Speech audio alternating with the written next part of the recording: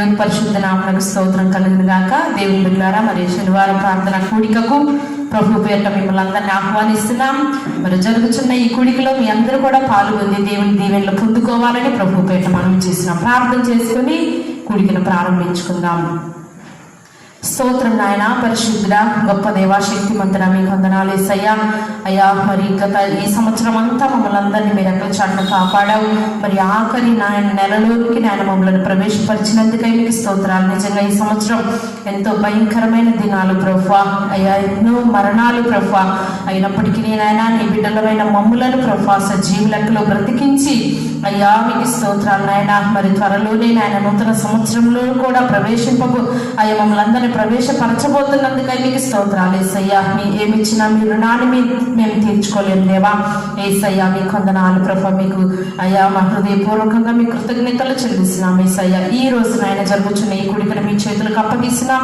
పాట ద్వారా మహిమ పొందుకోనండి నాయన. మీకు స్తోత్రాలు. మీ దాసుని కూడా నిలవబెట్టుకొని మా అందరితో సూటిగా మాట్లాడి బలపరచమని ఈ నాయన లైవ్ లో ఎంతమంది బిడ్డలైతే అయ్యా పాల్గొంది చూస్తున్నారో వారందరినీ వారి వారి కుటుంబాలను కూడా దీవించి మా సంఘ బిడ్డలందరినీ కూడా ఆశీర్వదించమని కూడిక ద్వారా మీ నామానికి మహిమ తెచ్చుకున్నామని యేసు నామమున అడుగుచున్నాము తండ్రి, ఆమేన్.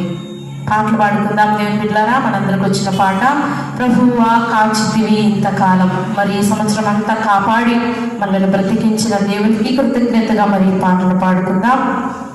అందరికి వచ్చిన పాట కనుక అందరం కలిసి చప్పట్లు కొడుతూ పాడుకుందాం.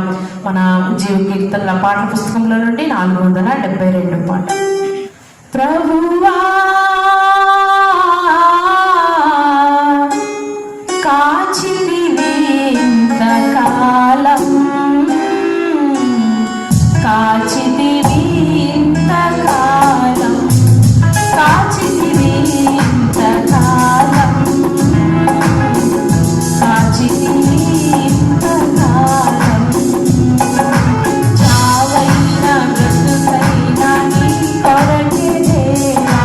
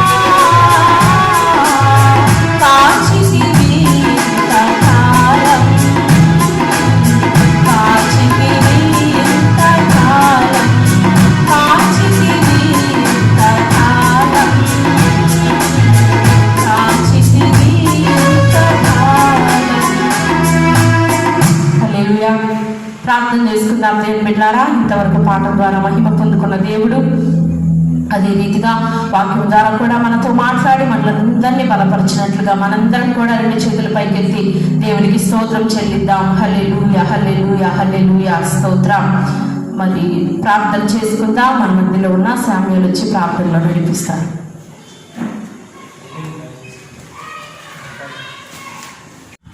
ప్రార్థన చేసుకుందాం. Praise the lord. Hallelujah, hallelujah, స్తుతి స్తుతి స్తోత్రం.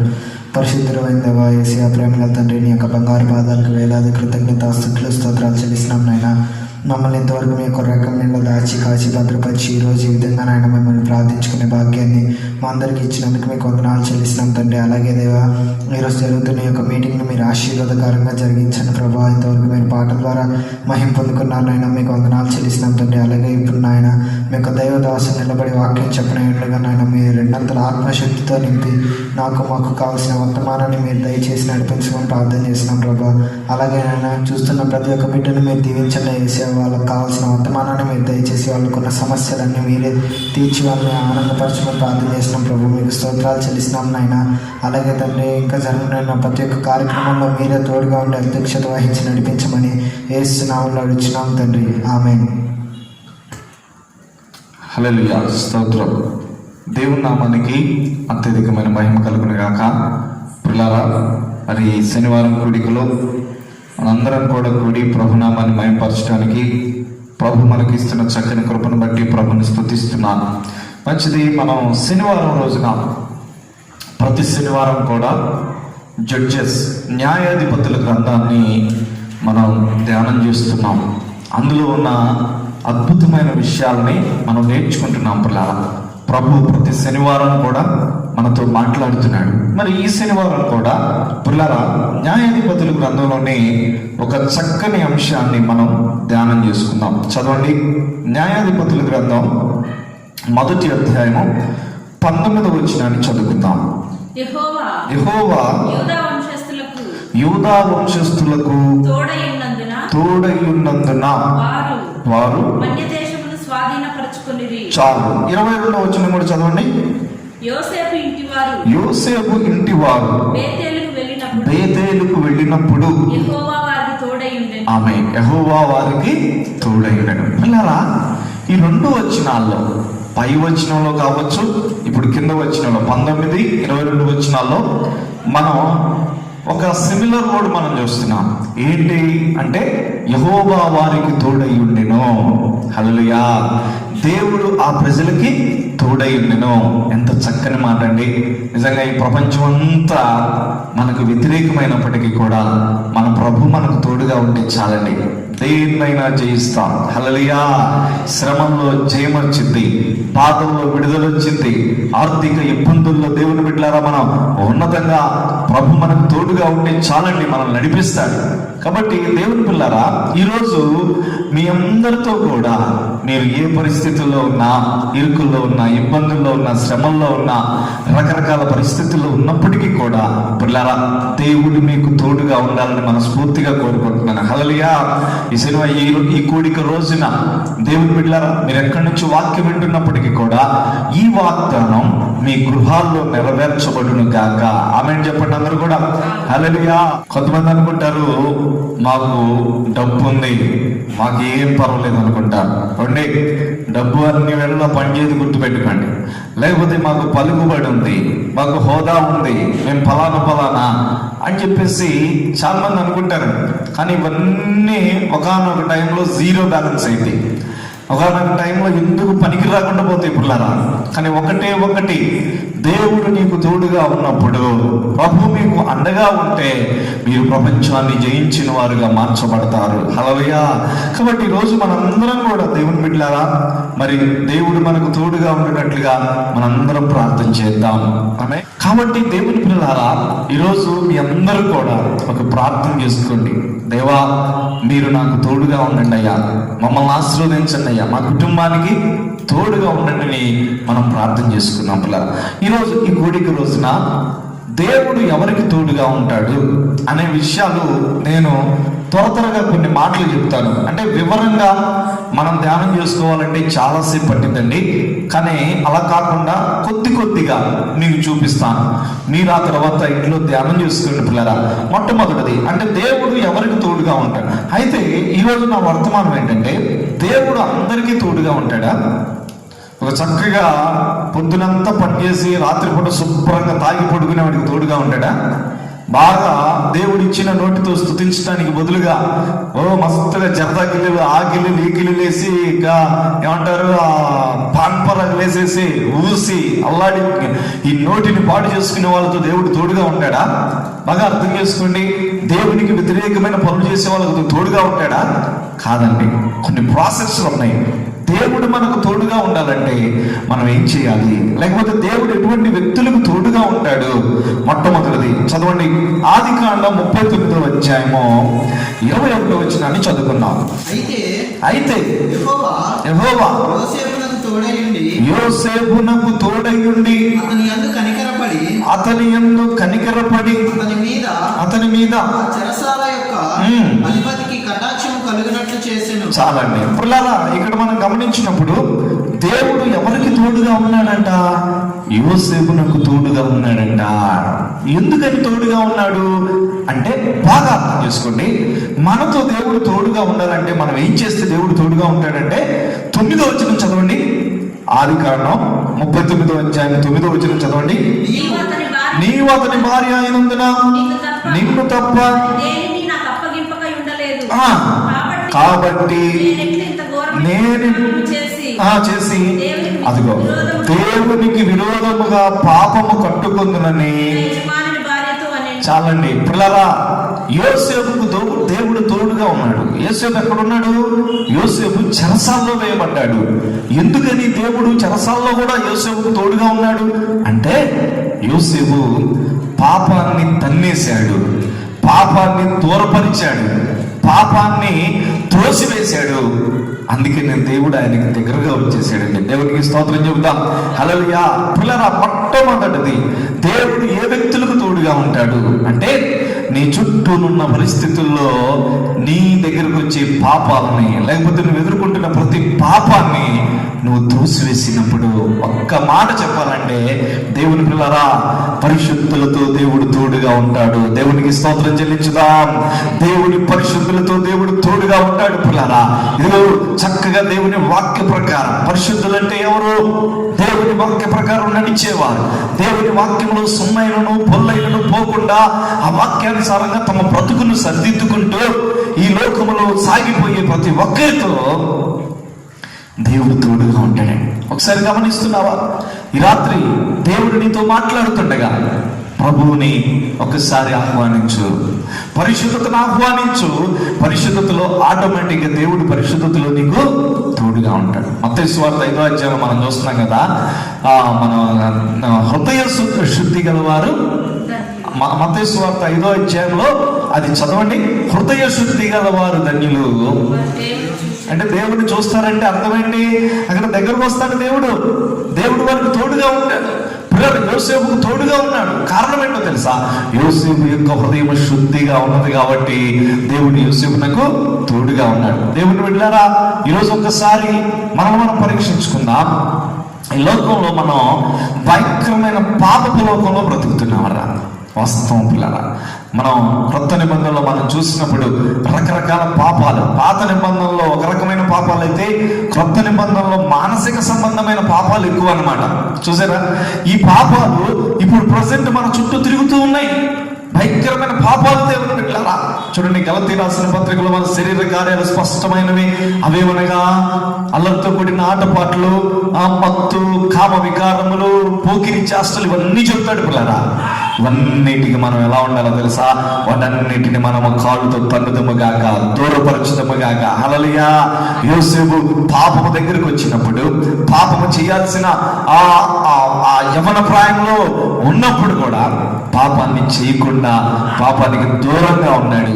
అందుకనే దేవుడు ఏం చేశాడో తెలుసా? దేవుడు యోసేపునకు తోడై ఉన్నాడు. దేవునికి అందరూ స్తోత్రాలు చెల్లించుదాం. హల్లెలూయా. ప్రియులారా, రెండవది అంటే దేవుడు ఎవరికి తోడుగా ఉంటాడు అనేది మనం చూద్దాం. చూడండి, యెహోషువ గ్రంథం 1వ అధ్యాయము 5వ వచనం. నీవు బ్రతుకు దినములన్నిటను ఏ మనుష్యుడు నీ ఎదుట నిలవలేకయుండును. నేను మోషేకు తోడై ఉండినట్లు. బాగా వినండి, దేవుడు అంటున్నాడు యెహోషువతో, నేను మోషేకి తోడై ఉండినట్లు నీకును తోడై ఉంటాను. ఇక్కడ ఇద్దరికి దేవుడు తోడుగా ఉన్నట్లుగా చెప్తున్నాడు. మొదటిగా ఎవరితో తోడుగా ఉన్నాడంట? మోషేకి తోడుగా ఉన్నాడు. సరే, రెండో పాయింట్ ఏంటంటే, దేవుడు మనకు తోడుగా ఉండాలంటే మనం ఏం చేయాలి? లేకపోతే ఎవరితో దేవుడు తోడుగా ఉంటాడు? మోషేకి దేవుడు తోడుగా ఉన్నాడు. ఎందుకు తోడుగా ఉన్నాడు అంటే, ఒక్కసారి రండి, సంఖ్యాకాండం 12వ అధ్యాయము 3వ వచనం చదవండి. సంఖ్యాకాండం 12వ అధ్యాయం 3వ వచనం. యెహోవా మాట వినెను. మోషే భూమి మీదనున్న వారందరిలో మిక్కిలి సాత్వికుడు. ఏమంటే వినండి, మోషేకి దేవుడు ఎందుకు తోడుగా ఉన్నాడు అంటే, మోషే దేవుని దృష్టిలో ఎలా కనబడ్డాడంటే మిక్కిలి సాత్వికుడుగా, దీన మనస్సు కలిగిన వ్యక్తిగా మోషే దేవునికి కనబడ్డాడు. దేవునికి అందరూ స్తోత్రం చెల్లించుదాం. హల్లెలూయా. ఇది మనుషులు ఇస్తున్న సాక్ష్యం కాదండి, దేవుడు చెప్తున్న మాట. దేవుడే స్పష్టంగా దిగొచ్చాడు. కొన్ని పరిస్థితులు వచ్చినప్పుడు వారి సొంత అన్న అక్క మోషేకి వ్యతిరేకంగా మాట్లాడుతూ ఉన్నప్పుడు దేవుడు దిగొచ్చాడు మోషేకి అండగా నిలబడటానికి. మోషే గురించి ఏమనుకుంటున్నారు మీరు? మోషే ఎవరనుకున్నారు? ఈ భూప్రపంచంలో మోషే కంటే సాత్వికుడు ఎవరు లేరని సాక్ష్యం చెప్తున్నాడు. దేవునికి స్తోత్రం కలుగును గాక. అదే దేవుని బిడ్డలారా, ఈ లోకంలో దేవుడు ఎవరికి తోడుగా ఉంటాడో తెలుసా? సాత్వికమైన మనసు కలిగిన వారికి దేవుడు తోడుగా ఉంటాడు. ఇందులో చాలా గొప్ప విషయం ఉందండి. కొంతమంది ఏమనుకుంటారో తెలుసా? మా నోటితో మేము సాధిస్తాం, మా నోటితో మేము జయిస్తాం, లేకపోతే మా చేతలతో మేము సాధించుకుంటాం అని చెప్పేసి అనుకుంటారండి. కాదండి, ఎవరు ఈ ప్రపంచాన్ని, అందుకనే యేసు ప్రభు ఒక మాట చెప్తాడు, ఏంటో తెలుసా? సాత్వికులు ధన్యులు, వారు భూలోకాన్ని స్వతంత్రించుకుంటారు. దేవుడికి స్తోత్రం. సాత్వికులుగా ఉంటే భూలోకాన్ని ఎలా స్వతంత్రించుకుంటారండి? ఇప్పుడు చూడండి, కబ్జాలు జరుగుతూ ఉంటాయి, పెద్ద పెద్ద సిటీస్లలో కబ్జాలు జరుగుతూ ఉంటాయి, భూ కబ్జాలు చేస్తారు. సాత్వికులు చేస్తారు అనుకుంటున్నారు భూములు కబ్జాలు? సాత్వికులు భూములు కబ్జాలు చేయరు. ఎవరు చేస్తారు? గోండాలు చేస్తారు, రౌడీలు చేస్తారు, దేవుడి బిడ్డలారా అన్యాయస్తులు చేస్తారు ఆ పనులు. మరి ప్రభు ఏంటి అంటున్నాడు? సాత్వికులు ధన్యులు, వారు భూమిని స్వతంత్రించుకుంటారని. కారణం ఏంటో తెలుసా? సాత్వికులతో ఎవరున్నారు చెప్పండి? దేవుడు తోడుగా ఉన్నాడు. దేవునికి స్తోత్ర. సాత్వికులు దేవుని బిడ్డలారా, వారు నోరు మెదపలేదు, వారు బలహీనులు, వారు దీన మనసు కలిగి ఉంటారు. ఎవరన్నా వారి మీద పడినప్పుడు వారు తగ్గించుకుంటారు. కానీ వారికి ఎవరు తోడుగా ఉంటారంట? వారికి దేవుడు తోడుగా ఉంటారు. కాబట్టి ఫైనల్ గెలుపు ఎవరిదో తెలుసా? వాళ్ళదే, సాత్వికులదే చివరికి గెలుపు. దేవునికి స్తోత్రం. ఈరోజు ఈ వాక్యం ఏంటంటే నువ్వు అనుకోవచ్చు, నా నోరును వాడేస్తాను, లేకపోతే నా తెలివితేటలను వాడేసి దాన్ని ఇది తిమ్మిని పంపించేస్తాను, నందిని దాన్ని చేస్తాను, దీన్ని చేస్తానని చెప్పేసి అనుకుంటున్నావేమో. వద్దు వద్దు, దేవుని చేతిలో నీ సమస్యను పెట్టు, సాత్వికంగా వెళ్ళిపో. దేవుడు ఒకనొక రోజున అద్భుతం జరిగించబోతున్నాడు. చూడండి, దేవుడు అసలు మోషేకి ఎలా తోడుగా ఉన్నాడో చూడండి ఒకసారి. అంటే సాత్వికంగా ఉంటే ఎంతగా దేవుడు తోడుగా ఉంటాడు చూడండి. నిర్గమాకాండం 33వ అధ్యాయం 11వ వచనం చదవండి. మనుష్యుడు బాగా వినండి, మనుష్యుడు తన స్నేహితునితో మాట్లాడినట్లు యెహోవా మోషేతో, అది మోషే యొక్క ఆ సత్తా చూడండి ఇక్కడ కనపడుతుందంటే దేవునికి మోషేకి మధ్యలో ఉన్న అనుబంధం ఎంతగా ఉందో చూడండి. ఒక మనుషుడు అంటే మనం మాట్లాడుకుంటున్నట్లుగా దేవుడు మోషే దగ్గరకు వచ్చి మాట్లాడతాడంటండి. ప్రపంచంలో ఎవరు దేవుడిని చూడలేదు మోషే తప్పితే. దేవునికి స్తోత్రం కలుగును గాక. దేవుని బిడ్డ అటువంటి గొప్ప దైవజనుడు అంటే ఎందుకు? కారణం ఏంటి? కారణం ఏంటంటే మోషేలో సాత్వికమైన మనస్సు ఉంది. యేసు ప్రభు గురించి ఒక మాట చెప్పబడుతుంది. ఆయన అన్నాడు, నేను సాత్వికుడును, దీన మనస్సు కలిగిన వాడిని. హల్లెలూయా. దేవుని బిడ్డలారా, ఈరోజు క్రైస్తవులుగా మనం కూడా ఎలా ఉండాలో తెలుసా? సాత్వికమైన మనసు కలిగి ఉందాం, దీన మనసు కలిగి ఉందాం. గొప్ప విజయాన్ని మనం స్వతంత్రించుకోబోతున్నాం. హల్లెలూయా. మూడవది మనం చూద్దాం. ఇందాక మనం చదివిన దాంట్లో యెహోషువతో దేవుడు మాట్లాడాడు. ఏమన్నాడు? నేను మోషేకి తోడుగా ఉండినట్లు నీకు కూడా తోడుగా ఉంటాను. అంటే మూడవది, యెహోషువతో దేవుడు తోడుగా ఉన్నాడు. ఎందుకు తోడుగా ఉన్నాడు అంటే, దేవుని బిడ్డలారా, యెహోషువ జీవితం మొత్తం కనుక మనం చదివితే ఒకటి స్పష్టంగా అర్థమైంది. యెహోషువ ప్రతి పనిలో దేవుని ఎడల నమ్మకంగా బ్రతికిన వ్యక్తి. స్తోత్రం చెప్దాం. హల్లెలూయా. అంటే ఎవరికి తోడుగా ఉంటాడు దేవుడు? నమ్మకస్తులకు తోడుగా ఉంటాడు. మనం వచనాలు మనం జాగ్రత్తగా గమనించినప్పుడు నిర్గమకాండం నుంచి కూడా యెహోషువ కనబడతాడు. ఒక మోషే దగ్గర ఒక చిన్న వ్యక్తిగా, ఒక యవనస్తుడిగా కనబడతాడు. మోషే చెప్పే ప్రతి పని, అది కష్టమైన, నష్టమైన, బాధ అయినా, చివరికి చనిపోయే పరిస్థితి అయినా మనం నిర్గమకాండంలో చూస్తాం. చూడండి, ఆ మాట చదవండి దేవుని బిడ్డలారా. నిర్గమకాండంలో మనం గమనించినప్పుడు మోషే అంటాడు, నువ్వు వెళ్ళి అమాలేకీయులతో యుద్ధం చేసినా అని చెప్తాడండి. అప్పుడు 17వ అధ్యాయం, నిర్గమకాండం 17వ అధ్యాయము, అక్కడ మనం గమనించినప్పుడు దేవుని బిడ్డలారా 12వ వచనంలో చూడండి, మోషే చేతులు బరువెక్కగా ఒక రాయి తీసుకొని వచ్చి, అదిగో ఆ 11వ వచనంలో, మోషే తన చెయ్యి పైకెత్తినప్పుడు ఇశ్రాయేలుని గెలిచారు, మోషే తన చెయ్యి కింద దించినప్పుడు అమాలేకీయులు గెలిచారు. అంటే యుద్ధం జరుగుతుంది. ఎవరు చేస్తున్నారు యుద్ధం? మోషే అంటాడు, నువ్వు సైన్యాన్ని తీసుకుని వెళ్ళి అమాలేకీయులతో యుద్ధం చేసిరమ్మంటాడు. చేసిరమ్మంటే, అయ్యా నేను వల్ల కాదయ్యా, నేను చచ్చిపోతానేమోనయ్యా అని అన్నాడా? అనలేదు. సైన్యాన్ని తీసుకున్నాడు, వెళ్ళిపోయాడు, యుద్ధంలో పోరాడుతున్నాడు. దేవునికి స్తోత్రం కలుగునుగా. కబుర్లారా, మోషే చేయెత్తినప్పుడు యుద్ధం గెలుస్తున్నారు, మోషే చేయించినప్పుడు యుద్ధం ఓడిపోతున్నారు. అంటే ఆ సబ్జెక్ట్ కాదు కానీ దేవుని బిడ్డలారా, అసలు ప్రాముఖ్యమైనది ఏంటంటే మోషే చెప్పిన ప్రతి పనిని చేశాడు, దేవుడు చెప్పిన ప్రతి పనిని నెరవేర్చాడు. ఇప్పుడు చూడండి, మనము ఆది కాండం నుండి ద్వితీయోపదేశకాండం వరకు ఎవరు రాశారు? మోషే రాశాడని చెప్తాం. కానీ వాస్తవంగా అవన్నీ లిఖితం, అంటే రాసిన వారు ఎవరో తెలుసా? మోషే చెబుతూ ఉన్నప్పుడు యెహోషువ రాశాడండి. అంత నమ్మకస్తుడు. దేవుని బిడ్డలారా, ఈరోజు దేవుడికి ఇటువంటి నమ్మకస్తులు కావాలి. నమ్మకస్తులు ఉన్నవారిని దేవుడు గొప్పగా ఆశీర్వదించబోతున్నాడు. అందుకే చూడండి, ఒక చక్కని వాక్యం మనం గమనించినప్పుడు సామెతల గ్రంథం 28వ అధ్యాయం 20వ వచనం చదవండి. నమ్మకమైన వానికి, చూసారా దేవుని బిడ్డలారా, నమ్మకంగా దేవుడు చెప్పే ప్రతి పనిలో, మన ఇంటిలో కూడా, మన కుటుంబంలో కూడా, మన చదువుల్లో, యవనస్తులు చదువుల్లో నమ్మకంగా ఉండాలి, భార్య భర్తకి నమ్మకంగా ఉండాలి, భర్త భార్యకి నమ్మకంగా ఉండాలి, పిల్లలు తల్లిదండ్రులకు నమ్మకంగా ఉండాలి, తల్లిదండ్రులు పిల్లలకు నమ్మకంగా ఉండాలి. ఇలాగా అందరం కలిసి దేవుని ఎడల నమ్మకంగా, ఈ విధంగా నమ్మకంగా బ్రతుకుతూ ఉన్నప్పుడు దేవుడు ఆ ఇంట్లో ఉంటాడు, ఆ కుటుంబంలో ఉంటాడు, స్తోత్రం చెల్లించుదాం, ఆ సంఘంలో ఉంటాడు, ఆ వ్యక్తులతో ఉంటాడు. అప్పుడు నమ్మకమైన వానికి దీవెనలు మెండుగా కుమ్మరిస్తాయన్నట్లుగా దేవుడు దీవెనలు ఇస్తాడు పిల్లల. కాబట్టి మనం ఇప్పటికి 3 చూసాం, ఇంకోటి కూడా చూద్దాం. చూడండి, ఇంకా మనం గమనించినప్పుడు దేవుడు ఎవరికి తోడుగా ఉంటాడు అంటే 2వ సమూయేలు గ్రంథం 5వ అధ్యాయము 10వ వచనాన్ని మనం ఒకసారి చదువుకుందాం. దావీదు అంతకంతకు వర్ధిల్లెను, సైన్యములకు అధిపతియగు యెహోవా అతనికి తోడుగా ఉండెను. చూసారా, అతనికి తోడుగా ఉండెను. దేవునికి అందరం స్తోత్రాలు చెల్లించుదాం. దావీదు అంతకంతకు వర్ధిల్లుతున్నాడు. కారణం ఏంటంట? సైన్యములకు అధిపతియగు యెహోవా, మనము పూజించే దేవుడు దావీదుకు తోడుగా ఉన్నాడు. దేవునికి స్తోత్రం చెల్లించుదాం. ఎందుకని దావీదుకు దేవుడు తోడుగా ఉన్నాడు? ఒకసారి చూడండి దేవుని బిడ్డలారా, కీర్తనల గ్రంథం 91వ కీర్తన 14వ వచనం చదవండి. అతడు నన్ను ప్రేమించుచున్నాడు గనుక అదర్రా. అసలు విషయం ఏంటంటే, దావీదుకు దేవుడంటే ప్రేమ, గౌరవం. అతడు నన్ను ప్రేమించుచున్నాడు. కిందేమో అతడు నా నామం ఎరిగిన వాడు గనక నేను అతను కనపరిచెదను. చూడండి, గమనించినప్పుడు దేవుని బిడ్డలారా, దావీదులో మనం తన చరిత్ర మొత్తం చదివినప్పుడు దావీదులో ఒక అద్భుతమైన విషయం కనబడుతుంది. ఏంటో తెలుసా? దావీదుకి అందరికంటే ఎక్కువగా దేవుడంటే ప్రేమ, ప్రాణం, గౌరవం, అభిమానం. దేవునికి స్తోత్రం, హల్లెలూయా.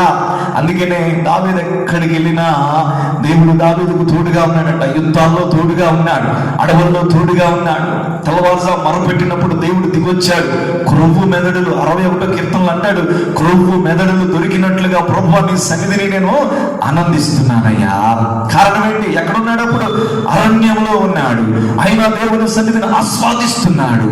ఎందుకని ఇటువంటి పరిస్థితి? దేవుణ్ణి ప్రేమించే వ్యక్తి, దేవుణ్ణి గౌరవించే వ్యక్తి. అర్థమవుతుందా పిల్లరా? కాబట్టి ఈరోజు నీవు కూడా నీ జీవితంలో దేవుణ్ణి ప్రేమించాలి, దేవుణ్ణి ఘనపరచాలి, దేవుణ్ణి గౌరవించాలి.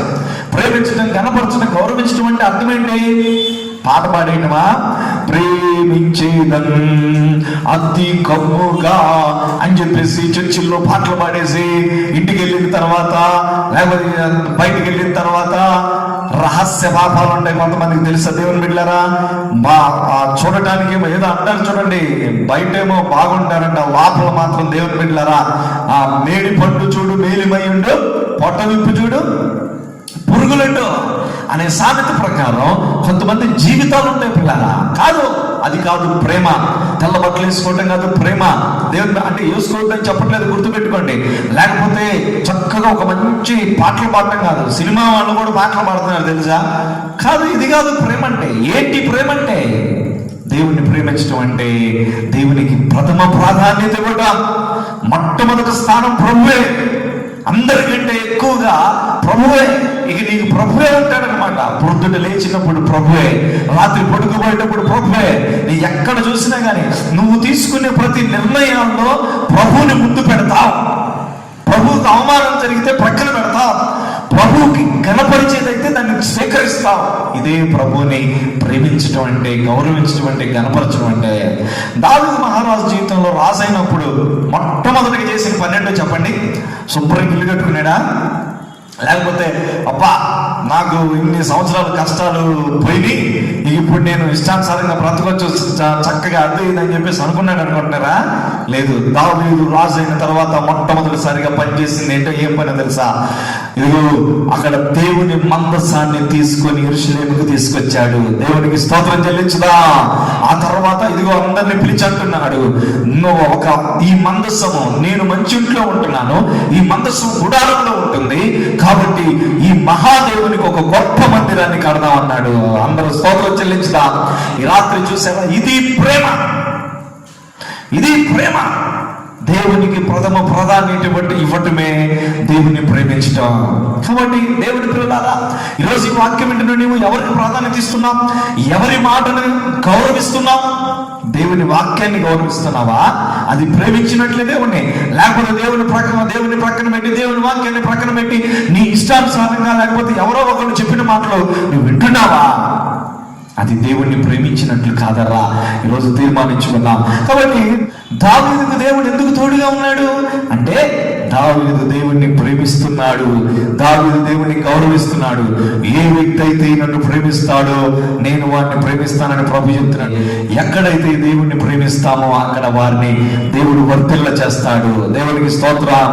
ఇంకోటి కూడా మనం గమనిస్తాం దేవుని బిడ్డలారా, ఇది చివరిది. అంటే చాలా ఉన్నప్పటికీ కూడా మిగతా అన్నీ కూడా ఇందులోకి వస్తాయి పిల్లారా. అదే గమనించండి. చివరిది చూడండి, దేవుడు ఎవరికి తోడుగా ఉంటాడు? అపోస్తలుల కార్యం 15వ అధ్యాయము 4వ వచనాన్ని చదువుకుందాం.